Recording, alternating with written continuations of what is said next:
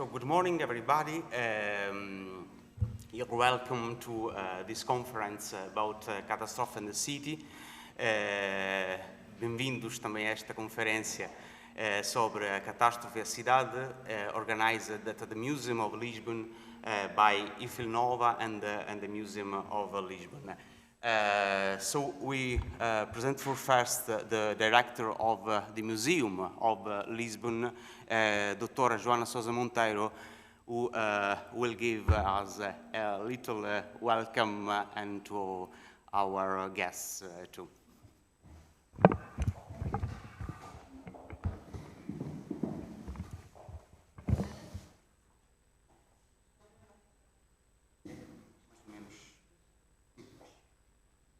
Querem trocar? Okay.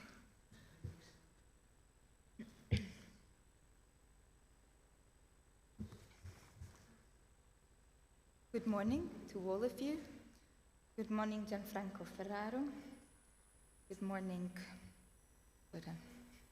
Filomena Molder e todos os organizadores.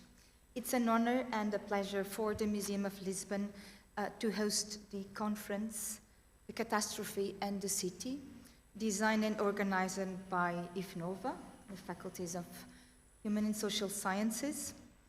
Since the last 3 years, Gianfranco Ferraro and his team has persistently worked to come to this day with COVID in the middle, so it was not easy at all, but like the catastrophe and survival to the catastrophe and the reconstruction of Lisbon, some things do demand persistence and courage. And you have set up a hybrid conference, so it's on-site and online, about philosophy and art and architecture and, of course, the natural catastrophes, such like earthquakes. To the Museum of Lisbon, as you may imagine, the catastrophic earthquake of 1755, so of the middle of the 18th century, that changed forever the face of this city, is an extremely important turning point of Lisbon history. To us, and commonly speaking among us, and with the researchers, there is a history of Lisbon before the earthquake, during the earthquake, and after the earthquake. As you know, it has not only been a huge natural disaster with a tsunami, an earthquake, and a series of fires that went on during many days and weeks afterwards. But it was also a very terrible, but also very interesting catastrophe of the beliefs, of the way of thinking, of city planning, and not only in Portugal, but as the Lisbon was back then in the middle of the 18th century, still a very famous, politically important, and even rich city of the Western world. We had also thinkers and writers like Kant, Goethe, Voltaire, and many others writing about this and thinking about this. What was felt as an unimaginable disaster to a very important part of the known world. Many engravers, among which we have plenty of them in our collections, depicted the earthquake, the disaster, and its consequences. Portuguese ones, but also engravers and painters from Germany, from the Netherlands, and from other parts of Europe. Not only, and this is very interesting for us, those who were here and saw Lisbon during the earthquake, or before or after, but also many engravers and painters who have never come to Lisbon, so they didn't have a clue about how the city was exactly, but that didn't prevent them of depicting the disaster in itself, because the disaster in itself has such an importance materially and also symbolically. So there are plenty of engravers of an imagined city, in a complete disaster and distress, materially and also humanly, of course, for people. But the catastrophe was also a starting point of a new era. There were reconstructions, redesign, replanning of the city, and the modernization of the city, of downtown of Lisbon. Of course, it was not of the whole thing.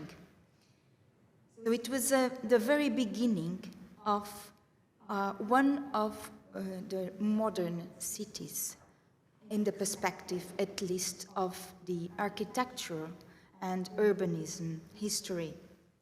After Lisbon, Torino, and Boston, and other cities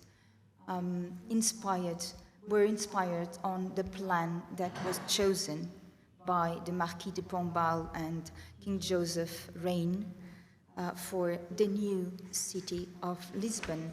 And of course, I was forgetting about one very important city. It was a part of Edinburgh also. So it was a model that was copied, or at least inspired many other places, not only in Europe, for rebuilding or for planning anew from scratch.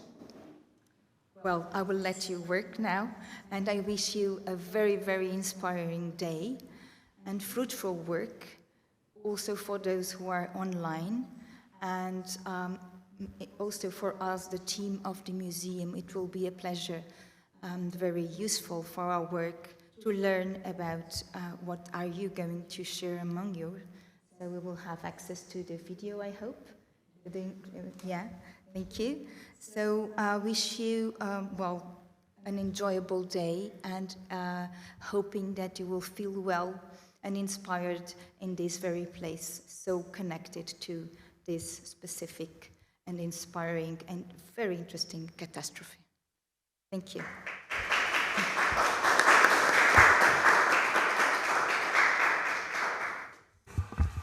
So thank you very much to Dr. Joana Sousa Monteiro. Now I leave the table to Alessandra Dias Fortes and to Professor Maria Filomena Molder, just for another little introduction to our conference. Well, first of all, thank you very much, Dr. Joana Sousa Monteiro. It was a great introduction to our conference, and we are very, very happy that you are here today with us. And thank you also for welcoming our program. So, Professor Maria Filomena Molder needs no introduction, but still I will just give you a few brief words.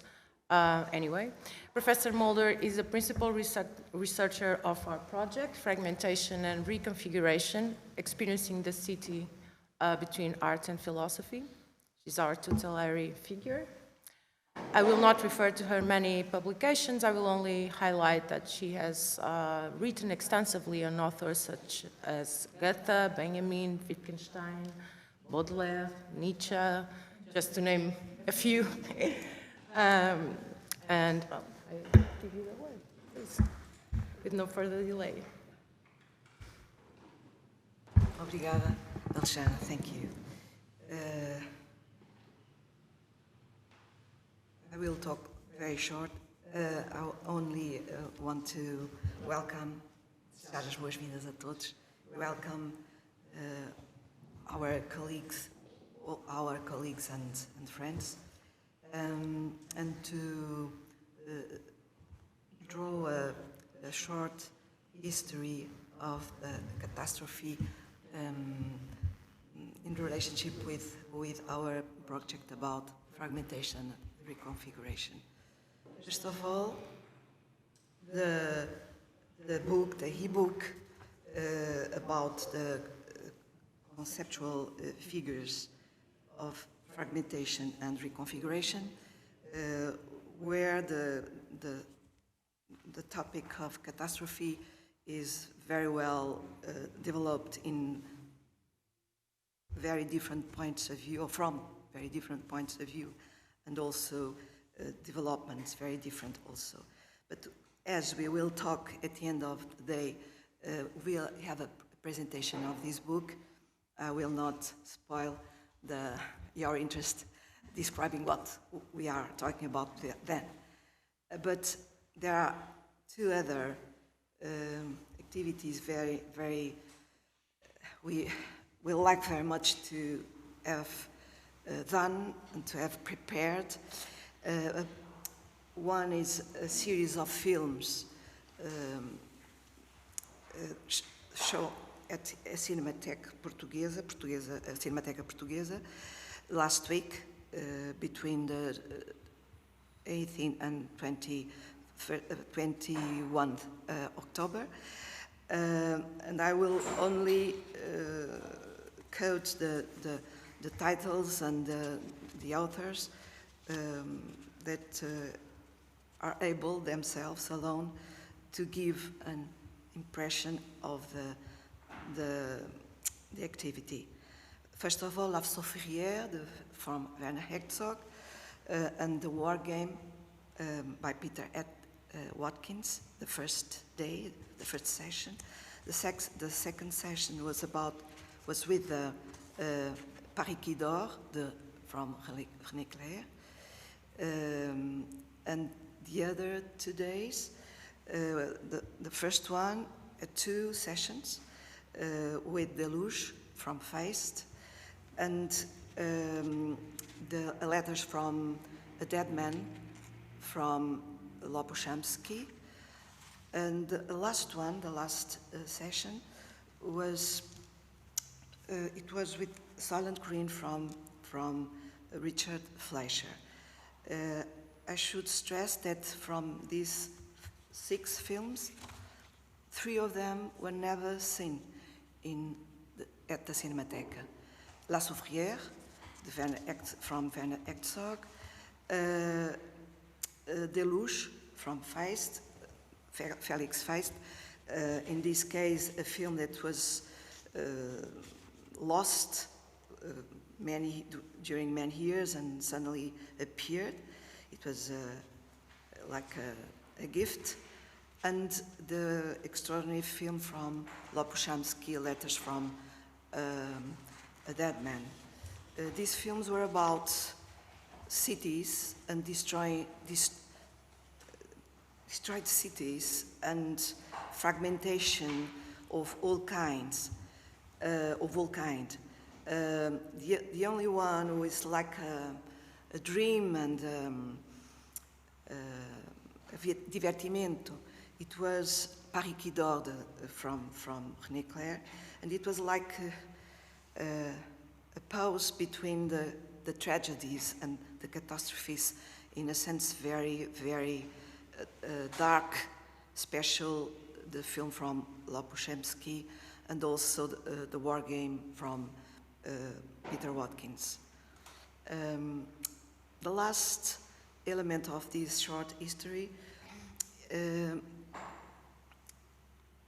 about a radio broadcast whose name is Ruas de Sentido Único, One-Way Streets. Benjamin is here in all the letters, not the plural, it is in the singular. But Nuno Fonseca has created a showcase, has edited a very beautiful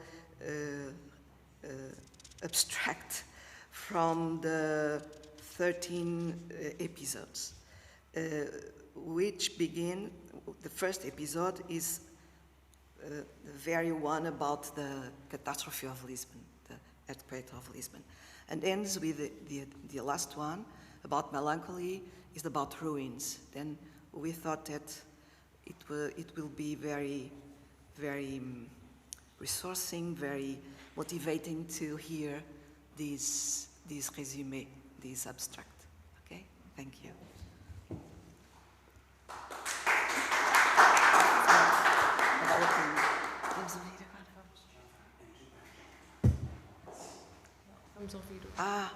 Well, I would like to say something before we hear the showcase of our program, radio program. I would like to stress that this program of ours today is a very rich one with people we like very much and we admire. Some are our colleagues, some are our people we invited that did not belong to the project. Some are our consultants, as Andrew Benjamin and José Miguel Rodrigues. And it is very wide, the interests are very wide, from philosophy to sociology to history of art, architecture, aesthetics, and sociology. Then I'm really very, very motivated to hear you all, and I thank you now beforehand your presentations. Thank you very much.